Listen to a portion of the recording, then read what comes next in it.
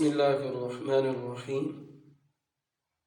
میری پیاری اسلامی بہنوں، آج انشاءاللہ العزیز حضرت اماں حوا رحمۃ اللہ تعالیٰ علیہ کا نام، کنیت اور اولاد کے حوالے سے ہماری گفتگو ہوگی۔ پچھلی ویڈیو میں آپ لوگوں نے اور میری پیاری اسلامی بہنوں اور بھائیوں نے دیکھا ہوگا، سنا ہوگا کہ کعبۃ اللہ شریف کی جو ہے تعمیر حضرت آدم علیہ السلام اور حضرت اماں حوا رحمۃ اللہ تعالیٰ علیہ نے مل کر کی۔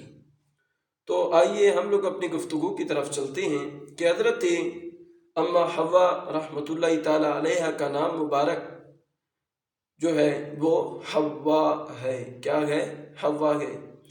اس نام کی وجہ یہ ہے کہ یہ لفظ حیٌ سے بنا گئے، اور حیٌ کے معنی ہے زندہ۔ چونکہ حضرت حوا رحمۃ اللہ تعالیٰ علیہ کو زندہ انسان حضرت آدم علیہ السلام کی پسلی کی ہڈی سے پیدا کیا گیا، اسی لیے آپ کا نام حوا ہوا۔ اس کے علاوہ ایک اور وجہ بیان کی گئی ہے، چنانچہ سیدنا عبداللہ ابن عباس رضی اللہ تعالیٰ عنہ سے روایت ہے، فرماتے ہیں کہ آپ رحمۃ اللہ تعالیٰ علیہ کا نام حوا اس لیے رکھا گیا کیونکہ آپ ہر حیٌ یعنی زندہ آدمی کی والدہ ماجدہ ہیں۔ آپ رحمۃ اللہ تعالیٰ علیہ کی کنیت ام البشر یعنی انسانوں کی ماں ہے، کیونکہ آپ رحمۃ اللہ تعالیٰ علیہ تمام انسانوں کی والدہ ہیں۔ صلو علی الحبیب صلی اللہ تعالیٰ علی محمد صلی اللہ علیہ وسلم۔